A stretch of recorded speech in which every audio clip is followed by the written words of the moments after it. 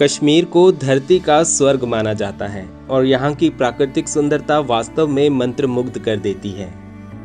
श्रीनगर की डल झील में तैरते शिकारे और हाउस बोट्स, गुलमर्ग की बर्फीली वादियाँ और सबसे ऊंचे रोपवे की राइड और पहलगाम की शांत नदियाँ और घाटियाँ, हर जगह का अपना एक अलग एक्सपीरियंस है।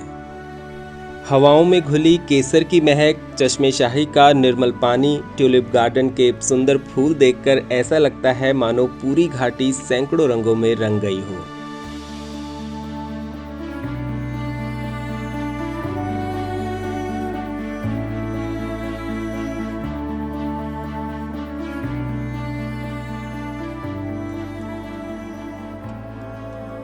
तो आज की वीडियो में हम आपको कश्मीर का एक डिटेल एक्सपीरियंस देने वाले हैं। इससे पिछली वीडियो में हम ओवरनाइट ट्रैवल करके दिल्ली से श्रीनगर पहुंचे थे। कूल कार्स की स्लीपर वॉल्वो में हमने आराम से ये 19 घंटे का सफ़र तय किया था। उम्मीद है आपने वो वीडियो देख ली होगी। अब उसके आगे की यात्रा शुरू करते हैं।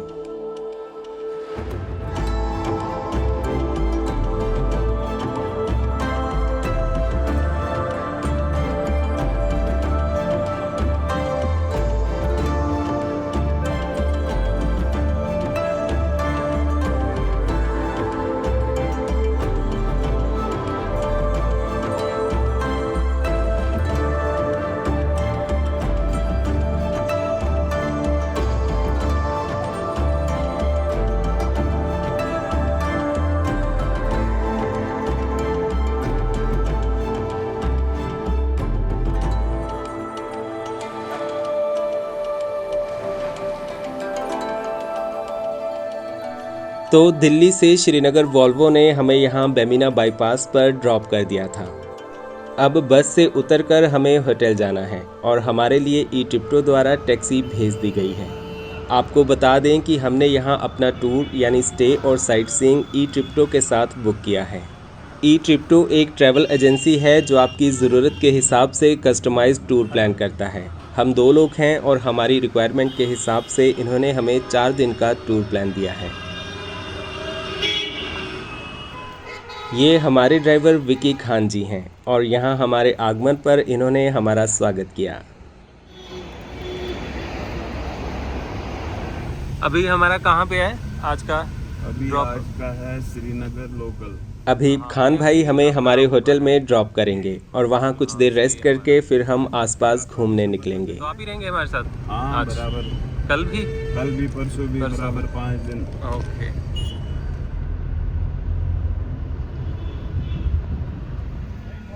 कुछ ही देर में हम पहुंच गए डल गेट और हमारा होटल भी इसी तरफ है। डल गेट यानी डल झील का गेट। श्रीनगर में सभी टूरिस्ट यहां डल लेक के आसपास रुकना ही पसंद करते हैं और यहां आसपास बहुत से होटल्स हैं। और ये रहा हमारा होटल। ये डल झील से कुछ 100 मीटर के फासले पर है। अभी यहाँ चेक इन कर लेते हैं और हमारा यहाँ 3 नाइट्स का स्टे है।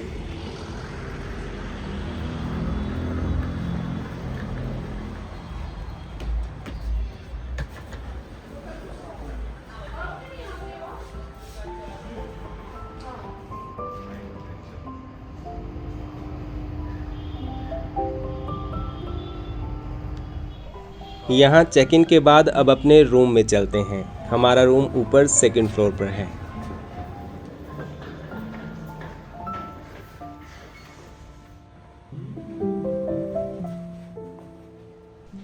तो ये है हमारा रूम। बढ़िया double bed, sitting area, washroom, TV और वाईफाई की फैसिलिटी भी है।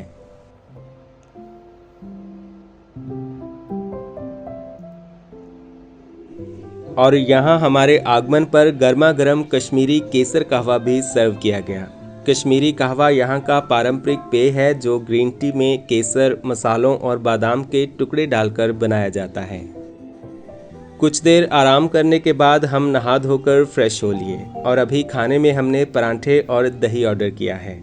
इसके बाद अब थोड़ा घूमने के लिए निकलेंगे।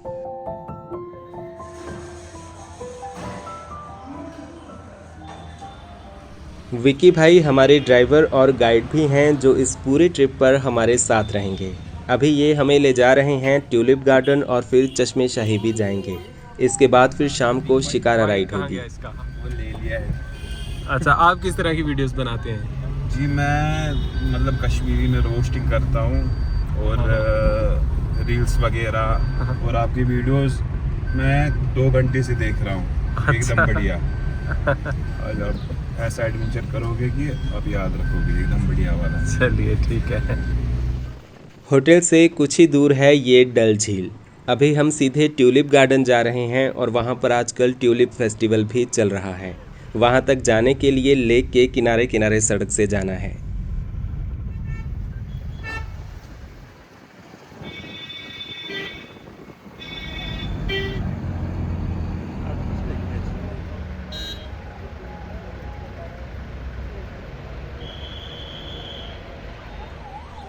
और कुछ ही देर में हम पहुंच गए ट्यूलिप गार्डन की पार्किंग में, जो हमारे होटल से करीब 4-5 किलोमीटर की दूरी पर है। यहाँ पर काफ़ी लोग पहुँचे हुए हैं। यहाँ पर एंट्री टिकट के लिए भी काफ़ी भीड़ है। यहाँ पर पर्सन एंट्री 100 रुपये है।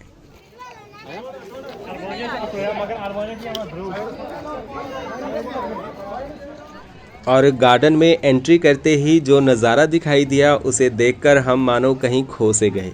हज़ारों रंग बिरंगे फूल जिनकी खुशबू हर तरफ फैली हुई है।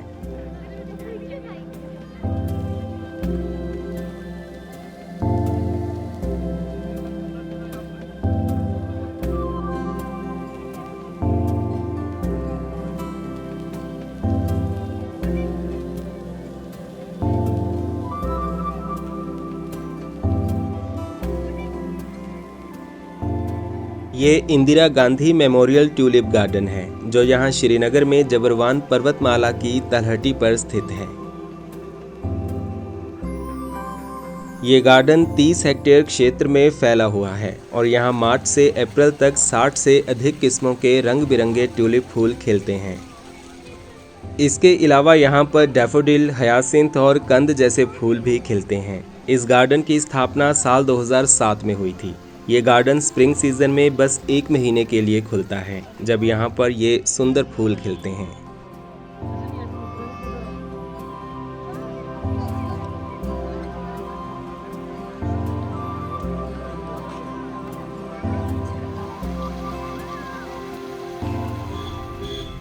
करीब 1 घंटा यहाँ बिताने के बाद अब हम जा रहे हैं मुगल गार्डन चश्मे शाही की तरफ, जो यहाँ से 2 किलोमीटर दूर है। श्रीनगर में ऐसे छोटे बड़े दर्जनों गार्डन्स हैं।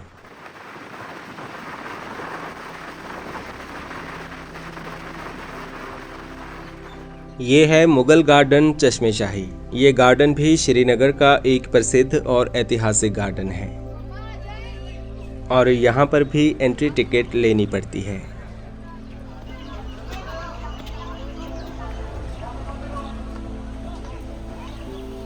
ये मुगल गार्डन चश्मे शाही श्रीनगर के 3 प्रसिद्ध मुगल गार्डन्स में से सबसे छोटा और सुंदर गार्डन है। जबरवान पर्वतमाला के आगोश में स्थित ये गार्डन 1632 ईस्वी में बनवाया गया था। ये गार्डन अपने प्राकृतिक चश्मे के लिए प्रसिद्ध है और ऐसा माना जाता है कि इसका पानी औषधीय गुणों से भरपूर है। ये गार्डन 3 सीढ़ीनुमा भागों में बना है, जहां सुंदर झरने, फुवारे और क्यारियां बनाई गई हैं।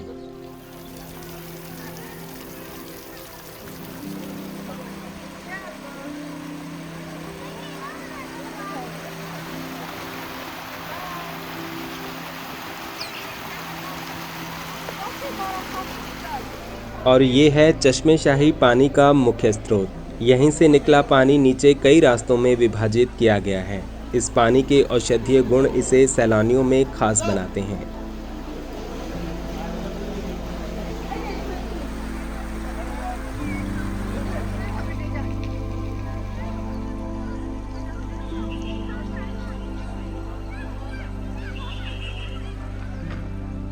कुछ देर यहाँ बिताकर फिर हम गार्डन से बाहर आ गए और यहाँ ये केसर कुल्फी खा लेते हैं। बादाम का पेस्ट बनाया, फिर डालते दूध में। अच्छा। अगर इस तरह से बादाम हम डालेंगे, जब हम दूध भरते हैं ना, वो नीचे आता है, गड़े के नीचे आता है, जो गड़ा होता है साथ में, उसके नीचे आता है वो सारा बादाम, वो कुल्फी में नहीं आएगा, इसमें पेस्ट बनाता है। केसर तो हर जगह आएगा इसमें। शाम के करीब 5 बजने वाले हैं और अभी हम यहाँ से वापस जा रहे हैं। अभी रास्ते में डल झील पर रुकेंगे और शाम के समय शिकारा की सैर का मज़ा लेंगे।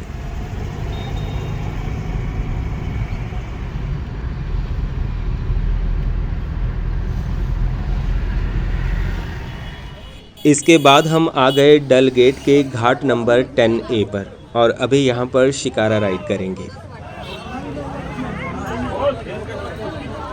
ये शिकारा राइड भी हमारे ई ट्रिप्टो पैकेज में इंक्लूडेड है, तो हमें यहाँ पर नेगोशिएट करने की ज़रूरत नहीं है।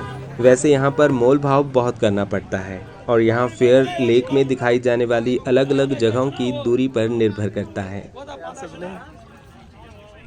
शिकारा में बैठते ही आपके पास बहुत से सेलर्स आने लगते हैं और आप पानी में ही खरीदारी भी कर सकते हैं।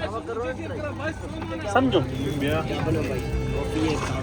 अभी नहीं, अभी थोड़ा सा लेट है, वापसी में देखते हैं। ये वापसी में आपको मार्केट जाना है।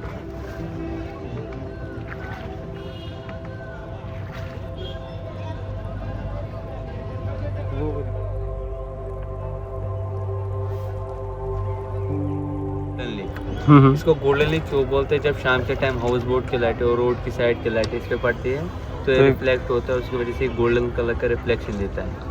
और गुलशन गुलफाम सीरियल हुआ था, DD1 पे आता था।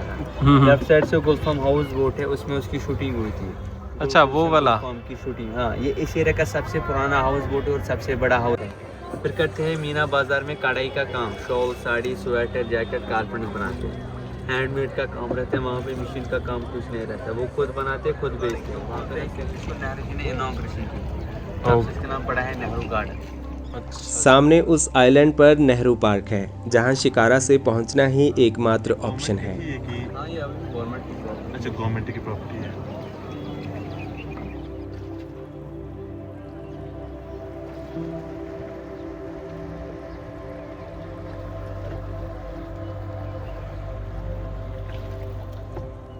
दिन भर झील में शिकारे यहाँ से वहाँ चलते रहते हैं। यहाँ आने वाले पर्यटक तो शिकारा राइड करते ही हैं, साथ ही स्थानीय लोग भी अपने नियमित कामों की वजह से यहाँ वहाँ जाते रहते हैं। देखो कि यहाँ के 4 साल 5 साल के जो बच्चे हैं ना सर, उनको सबको स्विमिंग आती है, मुझे छोड़कर। आपको क्यों नहीं आती? मजाक कर रहा हूँ। हाँ, गली में से निकल गया भाई, आगे भी कर लेगा वो जुगाड़ कुछ।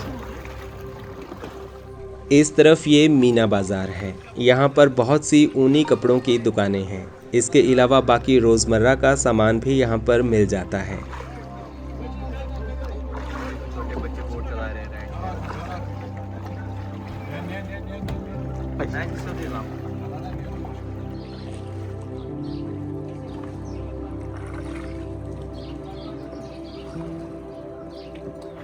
सामने ये एक वाटर एम्बुलेंस भी खड़ी है।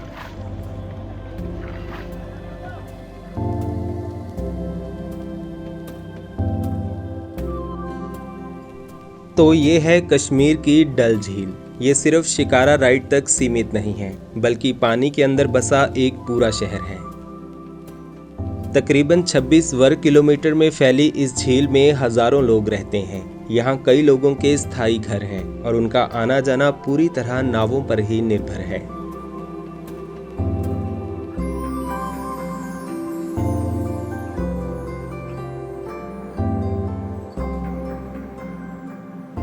झील के अंदर ही मार्केट बनी हुई है, जहां रोजमर्रा का लगभग सारा सामान मिल जाता है। लोग नाव में बैठकर ही शॉपिंग करने जाते हैं, बच्चे स्कूल जाते हैं और दिनचर्या के सारे काम यहीं से होते हैं। डल झील का ये जीवन एक अनोखा और आत्मनिर्भर संसार है। यहाँ रहने वाले लोगों को हांजिस कहा जाता है। सुबह सुबह यहाँ तैरता हुआ सब्जी का बाजार लगता है, जहाँ किसान अपनी नावों में ताज़ी सब्जियाँ और फूल बेचने आते हैं और कई जगह यहाँ आज भी बार्टर सिस्टम देखने को मिलता है।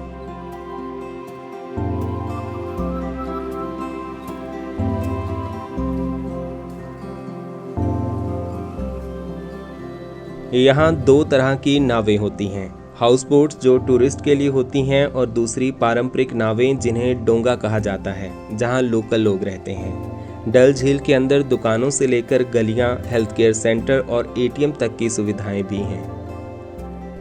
पर्यटन यहाँ की अर्थव्यवस्था का मेन बेस है, लेकिन मछली पकड़ना, शॉल बनाना, लकड़ी पर नक्काशी और तैरते खेतों में सब्जियां उगाना भी लोगों की आय का महत्वपूर्ण हिस्सा है। सर्दियों में जब झील जम जाती है तब यहाँ का जीवन काफ़ी कठिन हो जाता है। साथ ही बढ़ता जल प्रदूषण और पुनर्वास योजनाएं भी इस पारंपरिक जीवन शैली के लिए चुनौती बन रही हैं।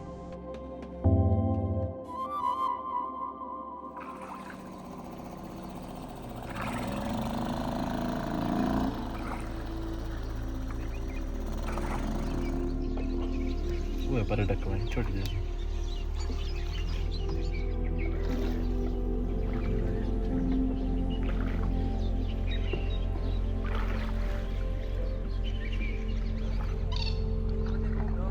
कुछ देखना होगा देख सकते हो।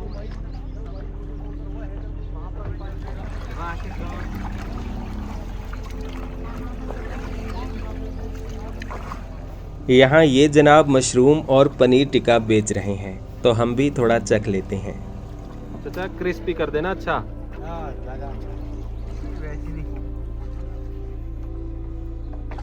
अब शाम ढल गई है और सूरज की सुनहरी किरणें झील में पड़ रही हैं।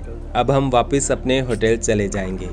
वैसे यहाँ हाउस बोट पर ठहरने का भी ऑप्शन है, लेकिन हम इस ट्रिप के लास्ट डे में यहाँ पर रुकेंगे।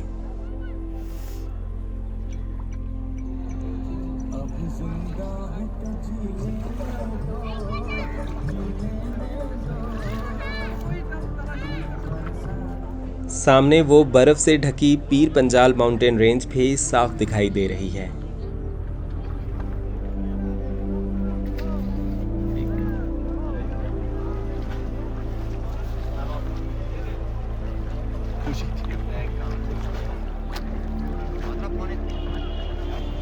और हमारी गाड़ी यहाँ बाहर ही हमारा वेट कर रही है। आज का दिन काफ़ी बिजी रहा क्योंकि सुबह ही हम कश्मीर पहुँचे हैं और शाम तक यहाँ वहाँ घूम ही रहे हैं। अभी सीधा अपने होटल चलते हैं और डिनर करने के बाद आराम से सो जाएंगे। कल फिर हम गुलमर्ग जाने वाले हैं।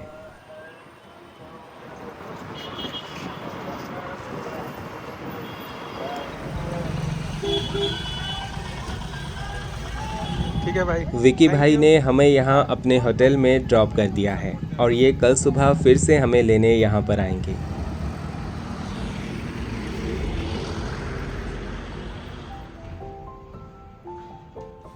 इसके बाद फिर हम अपने रूम में आकर थोड़ा फ्रेश हुए और अब खाना खाने चलते हैं। खाने के लिए यहाँ नीचे बुफे लगा है और यहाँ पर राजमा चावल, पनीर वगैरह सब कुछ है। मैंने यहाँ खाने में राजमा चावल, पनीर और रोटी ली है।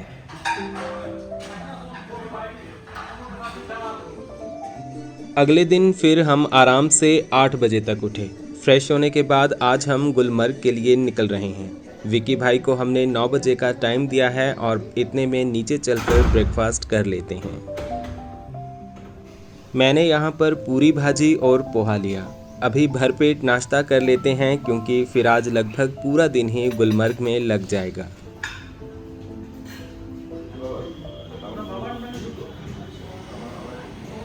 कुछ ही देर में फिर विकी भाई भी यहाँ पर आ गए और अब हम गुलमर्ग के लिए निकल रहे हैं। टाइम 9 बज गए हैं।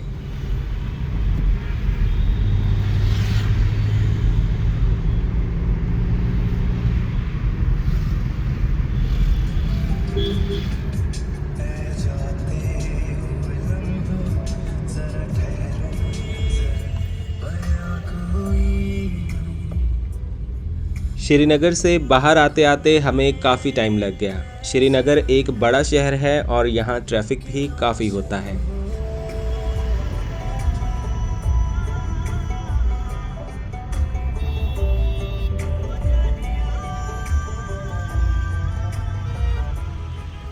यहाँ से फिर हम गुलमर्ग के लिए मुड़ गए। अभी तक हम NH1 पर चल रहे थे जो यहाँ से आगे बारामूला होते हुए उड़ी तक है। अब गुलमर्ग यहाँ से करीब 35 किलोमीटर दूर है।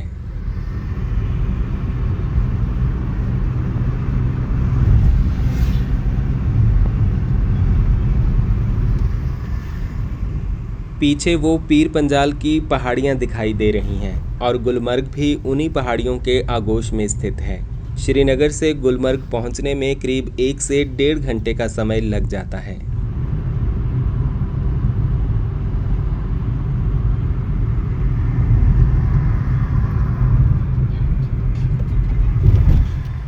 इस बीच फिर हम यहाँ पर कहवा पीने रुक गए।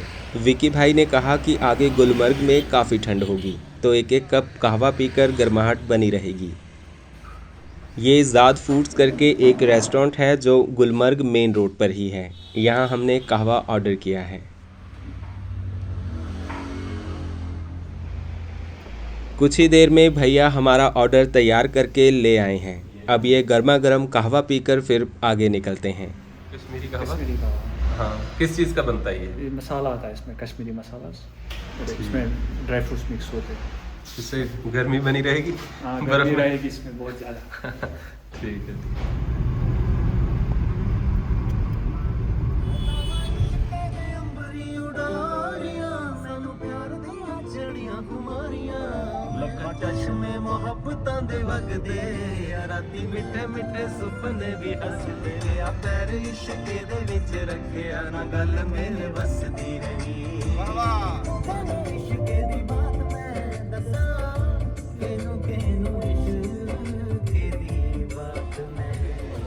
आगे यहाँ तंग मार्ग के पास हम एक शॉप पर रुके हैं जहाँ रेंट पर रबर शूज़ और जैकेट मिलते हैं। बर्फ़ होगी तो वहाँ पर कीचड़ भी होगा, तो ये शूज़ सही रहते हैं जो यहाँ 200 रुपये पर पेयर रेंट पर मिलते हैं।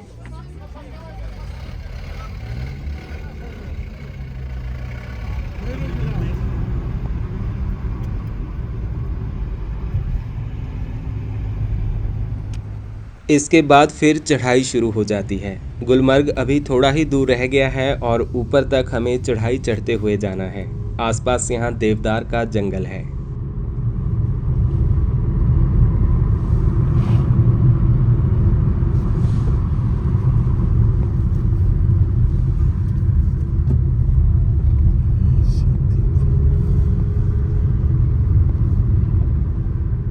साढ़े 11 बजे हम पहुंच गए गुलमर्ग।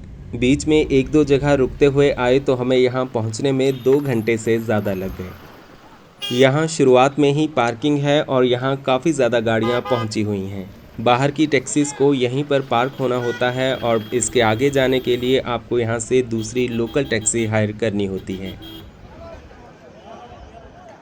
ये पूछो ना, रेट पूछो। ये है गुलमर्ग का फेमस फ्लावर मेडो। सर्दियों में पड़ी बर्फ़ अब यहाँ ख़त्म हो गई है, इसलिए धीरे धीरे अब हरी घास उग रही है। आने वाले कुछ महीनों में ये पूरा मैदान रंग बिरंगे फूलों से भर जाएगा, तब यहाँ की खूबसूरती और भी बढ़ जाती है। यहाँ गुलमर्ग में एशिया का सबसे ऊंचा रोपवे भी है और हम सबसे पहले वहीं पर जाएंगे क्योंकि वो यहाँ का सबसे बड़ा अट्रैक्शन है और वहाँ भीड़ भी काफ़ी होती है। और यहाँ पहुंचकर देखा कि रोपवे पर जाने के लिए लंबी लाइन लगी है, तो हम भी बिना वक्त गंवाए यहाँ लाइन में लग गए।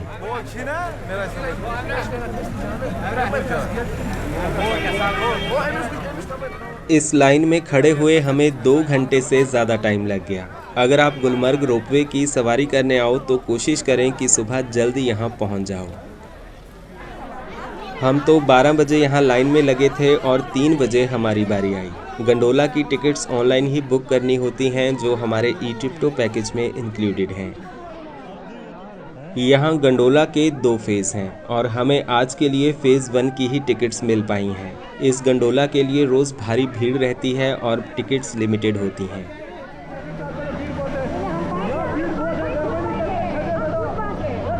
और जब ये गंडोला आपको धीरे धीरे ऊंचाई की तरफ ले जाता है तब एक्साइटमेंट और बढ़ती जाती है।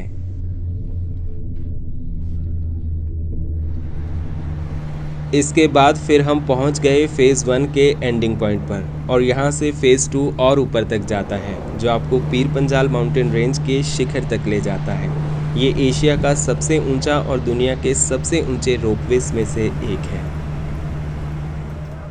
ये जगह 3050 मीटर की ऊंचाई पर है। यहाँ आसपास काफ़ी बर्फ़ है और ठंड भी काफ़ी है। मौसम थोड़ा बिगड़ रहा है और ठंडी हवाएं चल रही हैं। जैसा कि आपको बताया कि हमें फ़ेज़ 2 की टिकट्स नहीं मिल पाई हैं, लेकिन यहाँ एक चेयर कार राइड भी है जो उस हाइट से थोड़ा नीचे तक ले जाती है, तो हम उसी में ऊपर तक घूमने जा रहे हैं।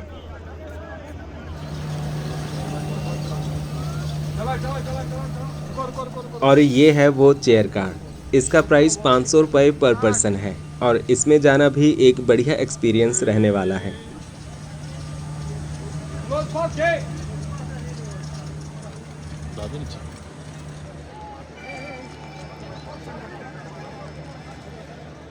यहाँ ऊंचाई से दूर दूर के नज़ारे दिखाई दे रहे हैं। सब लोग यहाँ बर्फ़ में मस्ती कर रहे हैं और टूरिस्ट के लिए यहाँ बर्फ़ ही सबसे बड़ा अट्रैक्शन है। पीछे वहाँ लोग स्नो स्कूटर लेकर पहुँचे हुए हैं।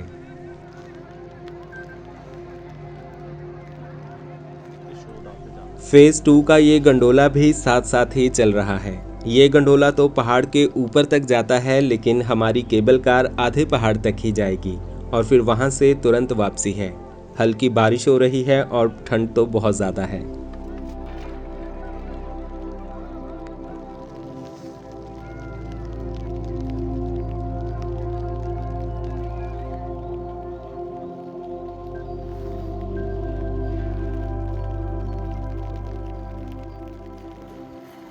गंडोला तो आजकल पूरा पैक चल रहा है। टिकट्स तो ऑनलाइन मिल ही जाती हैं, लेकिन इसे बोर्ड करने के लिए भारी भीड़ रहती है। वहीं ये हमारी केबल कार लगभग खाली ही चल रही है। इसमें बैठकर भले ही पहाड़ के टॉप तक ना जा पाएंगे, लेकिन फिर भी काफ़ी ऊंचाई की तरफ बढ़ रहे हैं। ये फ़ेज़ 2 रोपवे आपको लगभग 13,000 फीट की ऊंचाई तक लेकर जाता है। ऊपर अफरावत चोटी से आसपास के 360 डिग्री व्यूज़ दिखाई देते हैं। आप यहाँ आओ तो अपनी टिकट्स ऑनलाइन बुक कर लें और सुबह जल्दी यहाँ पहुँच जाएं।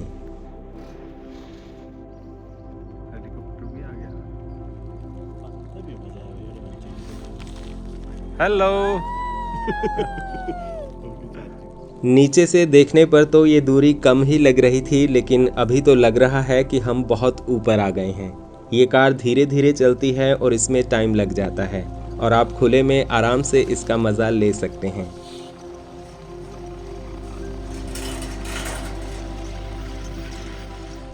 और ये आ गया हमारा लास्ट पॉइंट। यहाँ से अब हम यू टर्न मारकर वापस चले जाएंगे। इस केबल कार का यहाँ स्टॉप नहीं होता और यहाँ से सीधे वापस नीचे जाकर ही उतरेंगे।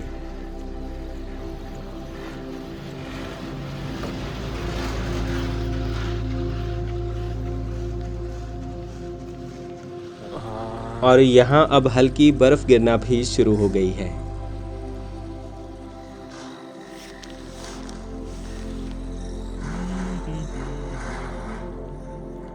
नीचे वो गुलमर्ग का मैदान भी दिखाई दे रहा है।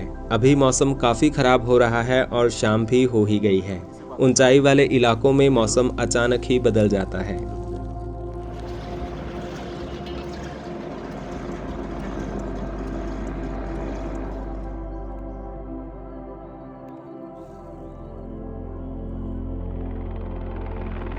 यहाँ हेलीकॉप्टर राइड का भी ऑप्शन है। गुलमर्ग से यहाँ कंगदोरी या फिर दूसरी जगहों की राइड उपलब्ध है और दूरी के हिसाब से अलग अलग चार्जेस होते हैं।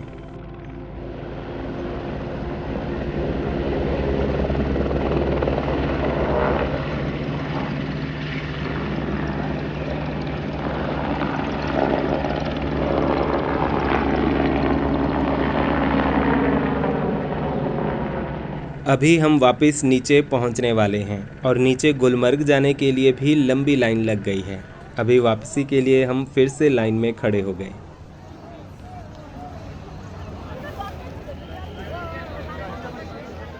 तो ये था हमारा गुलमर्ग गंडोला का एक्सपीरियंस। केबल कार के व्यूज़ ने आज दिन बना दिया, लेकिन आज का ज़्यादातर टाइम हमें वेट करने में ही निकल गया। इसके बाद फिर हम फ़ेज़ 1 से वापस गुलमर्ग पहुंच गए।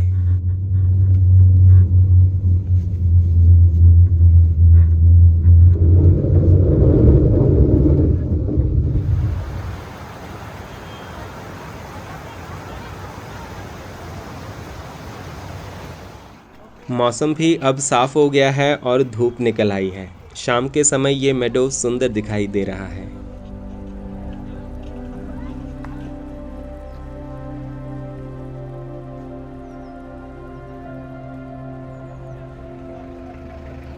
आज का दिन भाग दौड़ भरा रहा और लंच करने का तो टाइम ही नहीं मिला। अभी भूख लग रही है तो हम यहाँ इस गुलमर्ग कैफेटेरिया में खाने के लिए आए।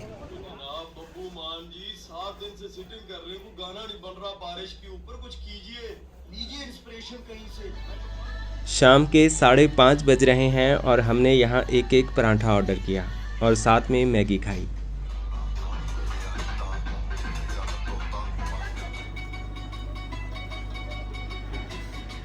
और 6 बजे तक हम यहाँ से वापस श्रीनगर के लिए निकल गए।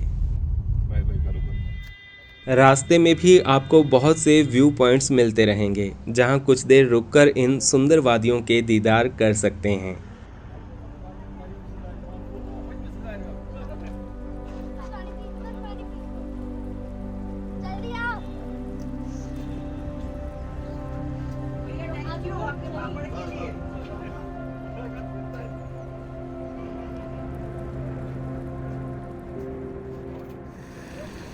तो हम अब सीधे श्रीनगर के लिए निकल रहे हैं ताकि अंधेरा होने से पहले वहां पहुंच जाएं।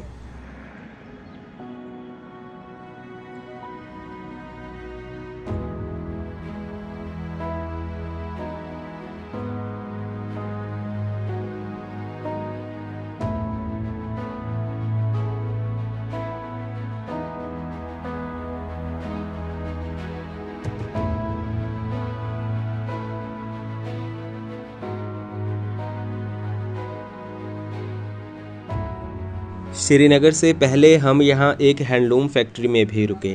यहाँ कश्मीरी वूलन कपड़े तैयार किए जाते हैं जो दुनिया भर में प्रसिद्ध हैं।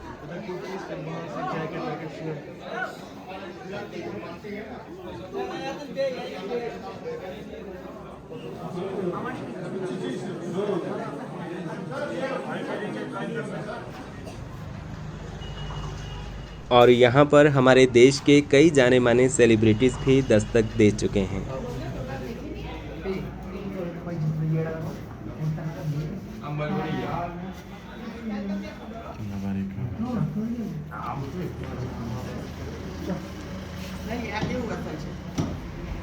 इसके बाद श्रीनगर तक पहुँचते पहुँचते अंधेरा हो गया और सामने चांद का सुंदर नज़ारा है।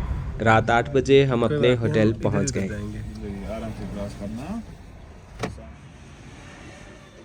रूम में कुछ देर रेस्ट करके अब डिनर के लिए चलते हैं।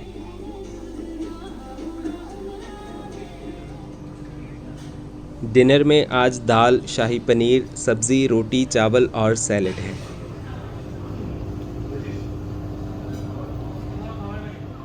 फिर कुछ देर हम टेरेस पर टहलते रहे और 10 बजे तक सो गए। इसी के साथ श्रीनगर में हमारा दूसरा दिन ख़त्म हुआ।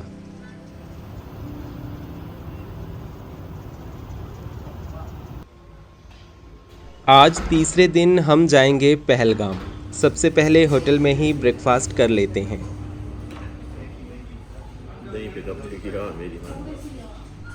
ब्रेकफास्ट में आलू पराठा, दही, नूडल्स और चाय है। बाहर विकी भाई गाड़ी लेकर यहाँ पहुँच गए हैं और हल्की बूंदाबांदी भी हो रही है।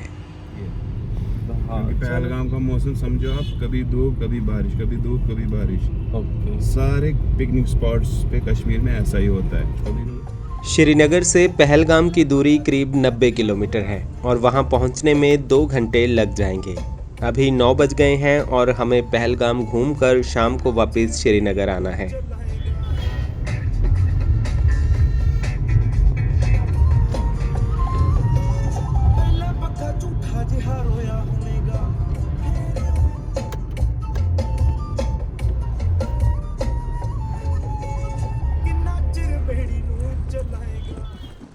अनंतनाग तक हम NH-44 पर जम्मू की तरफ जाएंगे और फिर अनंतनाग से पहलगाम के लिए रोड डाइवर्ट होता है। यहाँ आगे ये श्रीनगर का नया बाईपास बन रहा है।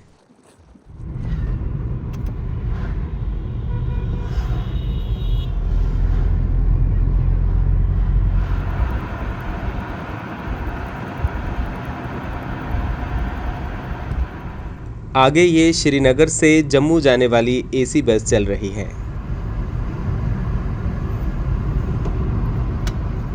श्रीनगर से निकलकर फिर आगे आता है पैम्पोर। इसे सेफ्रॉन कैपिटल ऑफ इंडिया भी कहा जाता है। यहाँ पर उच्च गुणवत्ता वाला केसर पैदा होता है और यहाँ सड़क के आसपास केसर के बहुत से आउटलेट्स भी हैं।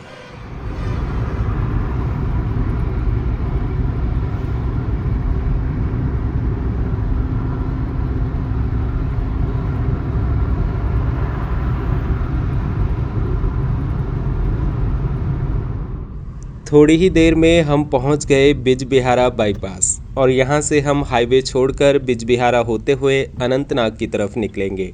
श्रीनगर से यहां तक 4 लेन रोड था और अब आगे पहलगाम तक डबल लेन सड़क है।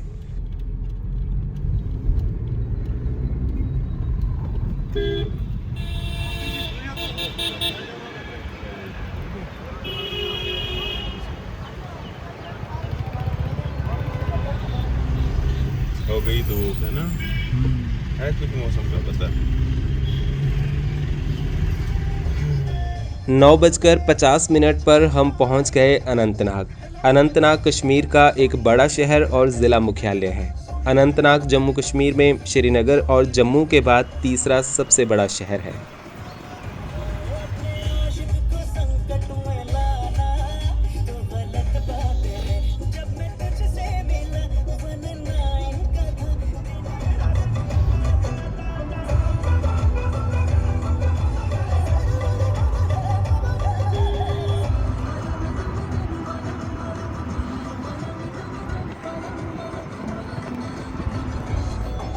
आगे आता है ये ऐश मुकाम गांव, जो अनंतनाग से पहलगाम के बीच एक बड़ा गांव है।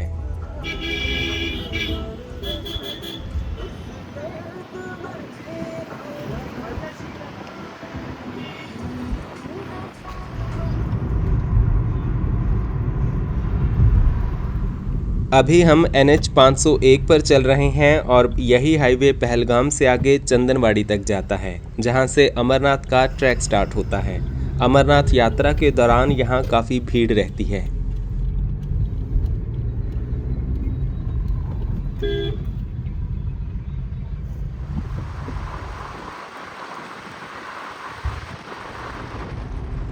पहलगाम कश्मीर का एक फेमस टूरिस्ट स्पॉट है, लेकिन पिछले साल यहां हुए आतंकी हमले ने पूरे क्षेत्र को गंभीर रूप से प्रभावित किया। 22 अप्रैल 2025 को बैसरन घाटी में हुए इस कायराना हमले में 3 आतंकियों ने पर्यटकों पर गोलीबारी की, जिसमें 26 लोगों की दुखद मौत हो गई। बैसरन घाटी अभी भी पर्यटकों के लिए बंद है।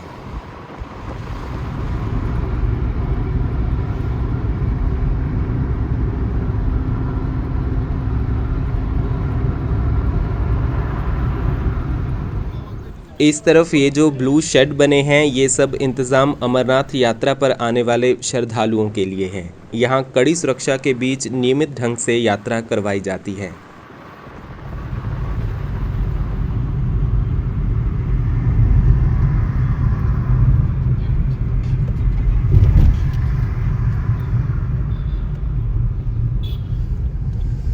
पौने 11 बजे हम पहुँच गए पहलगाम।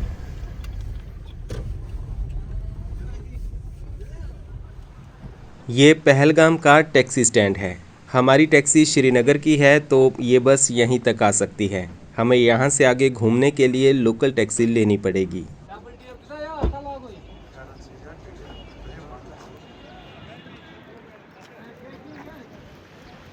पहलगाम में हम अरू वैली और बेताब वैली जाएंगे। वहाँ जाने के लिए दूसरी लोकल टैक्सी भी ई-ट्रिप्टो द्वारा पहले ही बुकड है।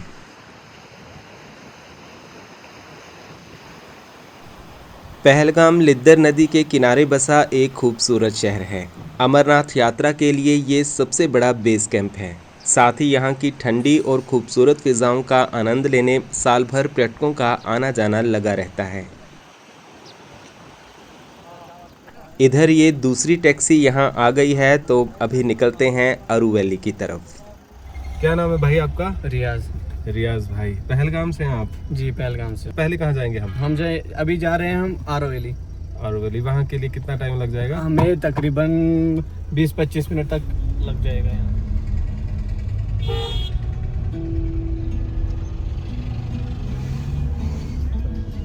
ये पहलगाम की बड़ी मार्केट है। यहाँ ठहरने और खाने पीने के कई ऑप्शंस मिल जाएंगे। पहलगाम इस घाटी का सबसे बड़ा शहर है।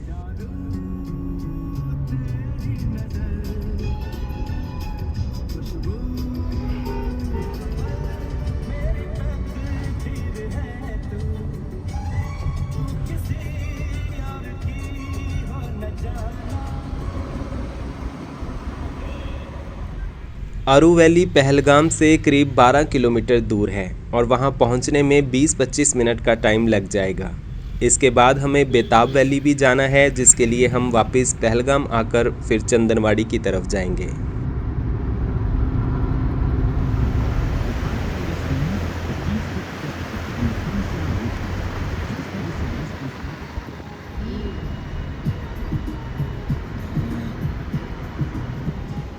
ये अरू वैली लिद्दर नदी की एक सब वैली है और शुरुआत से ही यहाँ बहुत सुंदर व्यूज़ दिखने लगे हैं।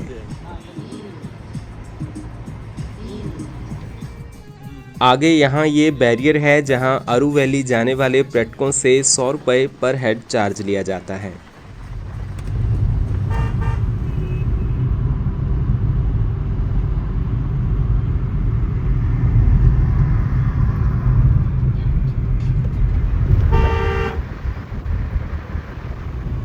कुछ देर में फिर हम पहुंच गए अरू वैली।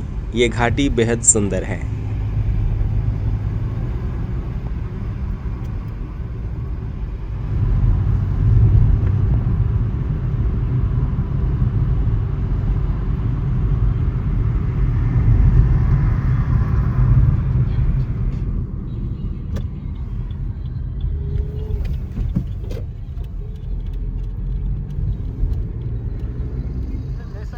हमारी टैक्सी ने हमें यहाँ पार्किंग में ड्रॉप कर दिया है। अभी यहाँ आसपास थोड़ा घूम लेते हैं।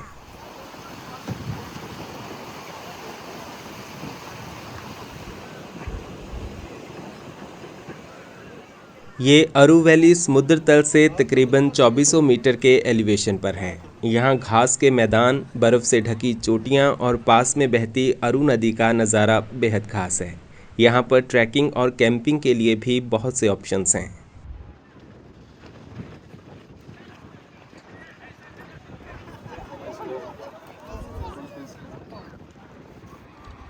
यहाँ धूप तो है लेकिन एकदम ठंडी हवाएं चल रही हैं।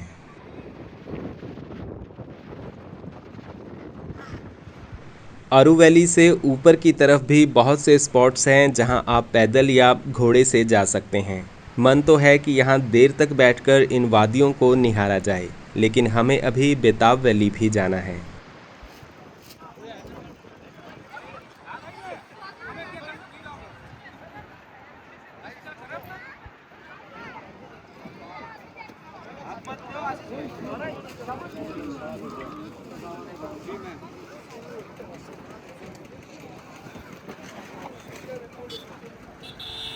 इसके बाद हम अरू वैली से वापस पहलगाम आकर बेताब वैली की तरफ निकल गए। बेताब वैली चंदनवाड़ी वाले रोड पर है।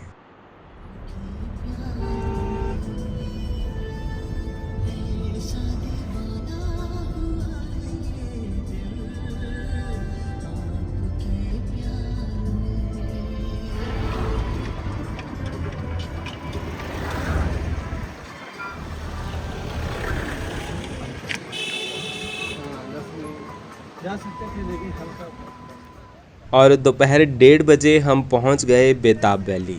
यहां बाहर पार्किंग में गाड़ी ने हमें ड्रॉप कर दिया।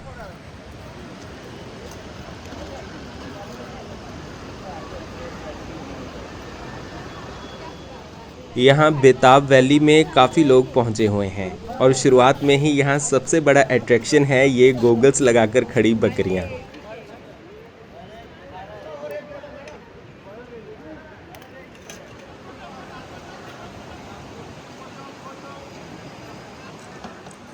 बेताब वैली का मूल नाम वैसे हजन वैली है, लेकिन साल 1983 में यहाँ सनी देओल और अमृता सिंह की फिल्म बेताब की शूटिंग हुई थी और उसके बाद ये जगह बेताब वैली के नाम से प्रसिद्ध हो गई।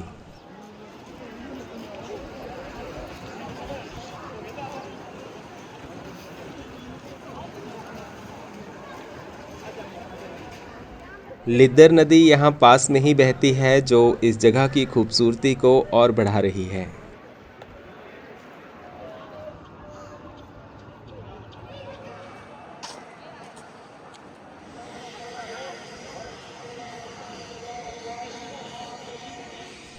यहाँ ये खुला सा मैदान है और साथ यहाँ कई सारी छोटी जलधाराएं भी बह रही हैं।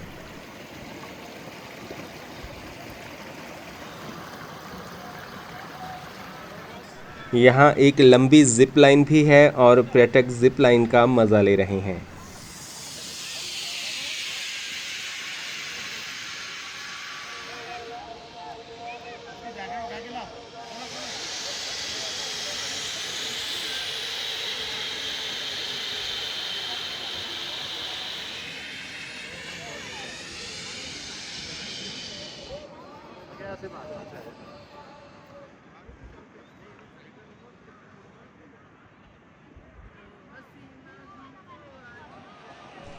अभी यहाँ एकाएक काले बादल भी उमड़ आए हैं और लग रहा है कि जल्दी बारिश शुरू होने वाली है।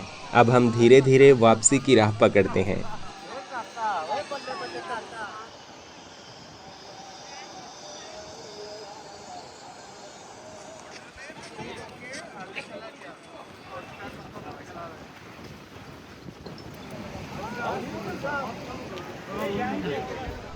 तीन बजे फिर हम बेताब वैली से वापस चल पड़े। नीचे पहलगाम की तरफ तो शायद बारिश शुरू हो गई है।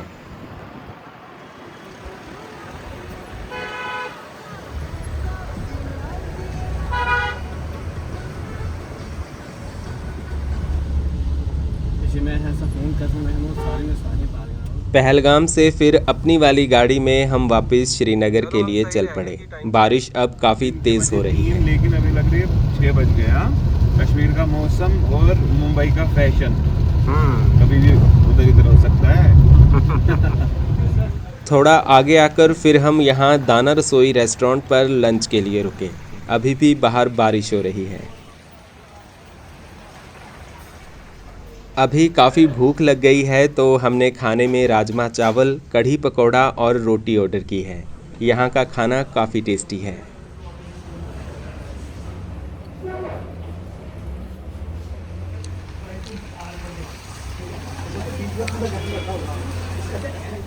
और फिर जब बारिश रुकी तो घाटी एकदम तरोताज़ा नज़र आने लगी।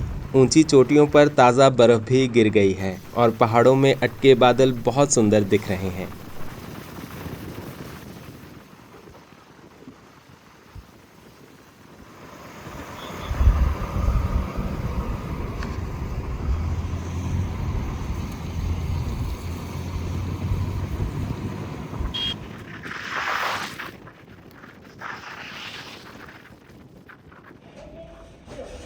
शाम 7 बजे फिर हम वापस अपने होटल पहुंच गए। रात को फिर हमने होटल में ही डिनर किया। इस होटल में आज हमारी आखिरी रात है। अगली सुबह फिर हम आराम से 10 बजे उठे और अपना सामान पैक किया। फिर ब्रेकफास्ट करके 11 बजे तक हम होटल से चेकआउट कर रहे हैं। विकी भाई एक बार फिर से हमें लेने यहाँ पर पहुँच गए हैं।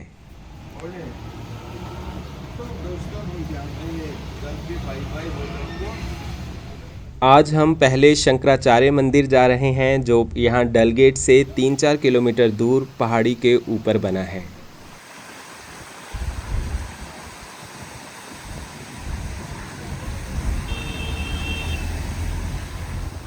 और जब हम यहाँ पार्किंग में पहुँचे तो फिर से तेज़ बारिश होने लगी है। मौसम यहाँ पल पल बदल रहा है। फ़िलहाल हम बारिश में रेनकोट के सहारे मंदिर की तरफ जा रहे हैं।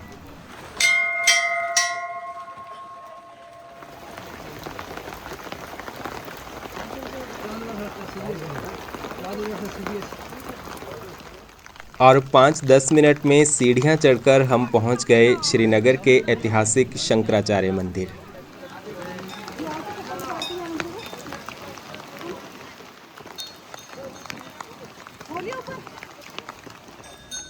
इस मंदिर को ज्येष्ठेश्वर मंदिर भी कहा जाता है। ये मंदिर भगवान शिव को समर्पित है। मान्यता के अनुसार इस मंदिर का निर्माण राजा गोपादात्य ने 371 ईसा पूर्व करवाया था।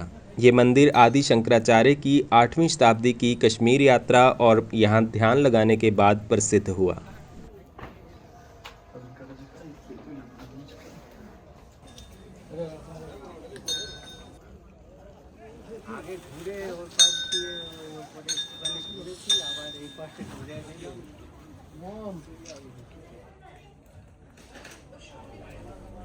ज़बरवान पहाड़ियों पर स्थित इस मंदिर से पूरे श्रीनगर शहर का बेहद सुंदर व्यू दिखाई देता है। जेहलम नदी यहाँ श्रीनगर शहर के बीच से होकर बहती है, जो यहाँ से काफ़ी सुंदर लग रही है। श्रीनगर जम्मू कश्मीर का सबसे बड़ा शहर है और यहाँ ऊंचाई से दूर दूर तक के इलाके दिखाई दे रहे हैं।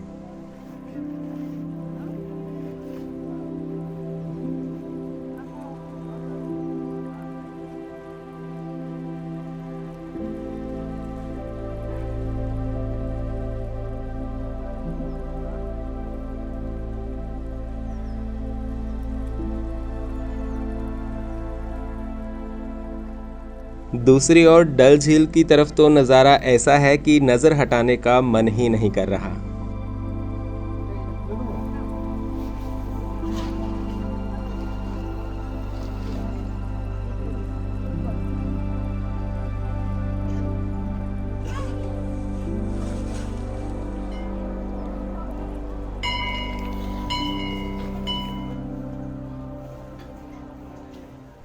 इसके बाद फिर हम यहाँ से वापस चल पड़े।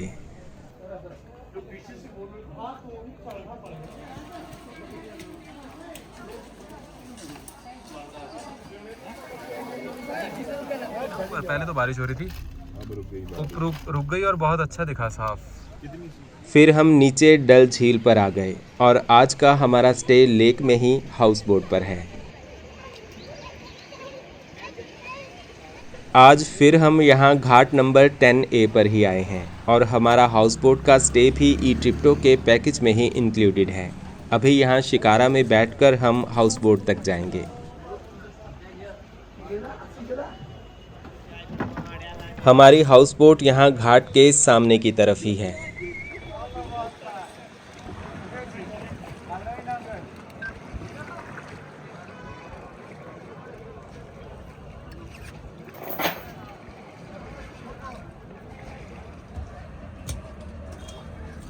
ये है हमारा हाउस बोट पेंगोमा।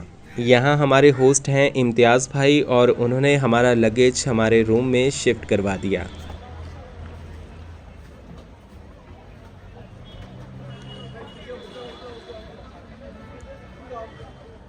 ये हाउस बोट पानी में खड़े एक लग्जरी स्टे ऑप्शंस हैं। ये पूरी लकड़ी की बनी है और इन दीवारों पर सुंदर नक्काशी की गई है।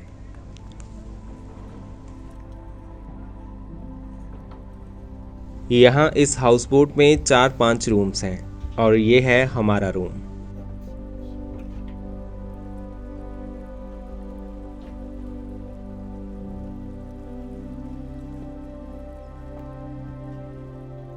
साथ में यहाँ अटैच्ड वॉशरूम भी है।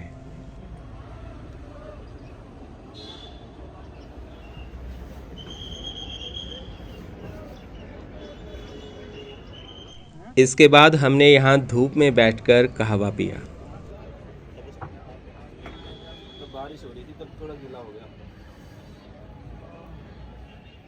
दोपहर के बाद मौसम साफ हो गया और फिर हमने सोचा कि श्रीनगर मार्केट की तरफ निकला जाए। इसके लिए हमें शिकारा से रोड तक जाना पड़ेगा। गेस्ट के लिए शिकारा से आना जाना हाउस बोट के टैरिफ में ही इंक्लूड रहता है।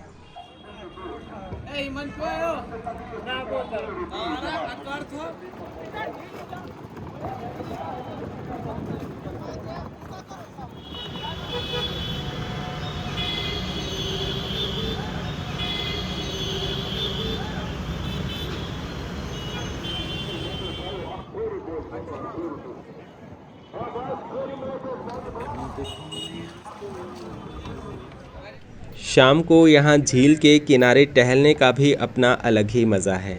इधर ये श्रीनगर का फ्लोटिंग पोस्ट ऑफिस है।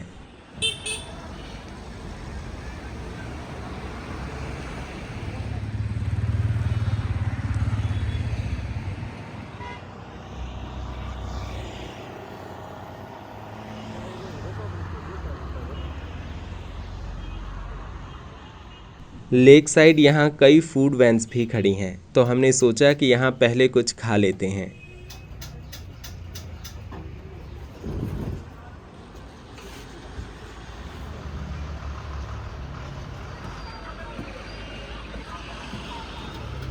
यहाँ हमने बर्गर, रोल और पिज़्ज़ा ऑर्डर किया और लेक के इस सुंदर व्यू के साथ हमने अपना लेट लंच किया।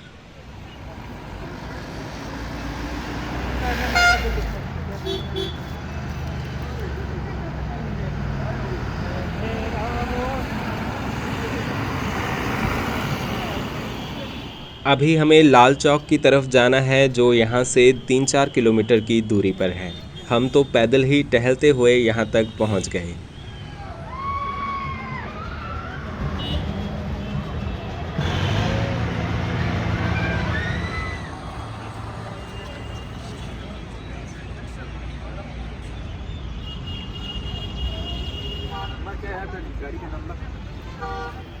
ये है श्रीनगर का फेमस लाल चौक। यहाँ आए बिना तो श्रीनगर की यात्रा अधूरी ही है। कश्मीरी हैंडीक्राफ्ट्स, कपड़े और मसालों के लिए यहाँ काफ़ी बड़ी मार्केट है।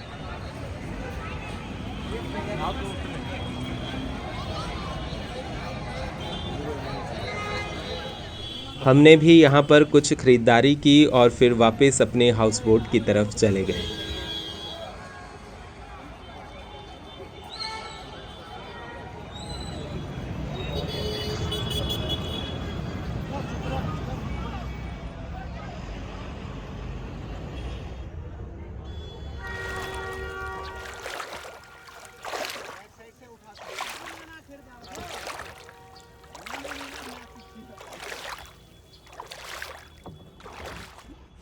रात 9 बजे तक हमने डिनर किया और उसके बाद अपने रूम में सो गए। तो दोस्तों, इसी के साथ ये वीडियो यहीं ख़त्म करते हैं। उम्मीद है कश्मीर के बारे में ज़रूरी जानकारी आपको इस वीडियो में मिल गई होगी। अगर आप भी कश्मीर आ रहे हैं तो ई ट्रिप्टो के साथ अपनी रिक्वायरमेंट के हिसाब से ट्रिप प्लान कर सकते हैं और हमारी तरह बिना किसी चिंता के बस सफ़र का मज़ा ले सकते हैं। इनकी कॉन्टैक्ट डिटेल्स आपको डिस्क्रिप्शन में मिल जाएंगी। अब मिलते हैं किसी नए सफ़र पर। धन्यवाद।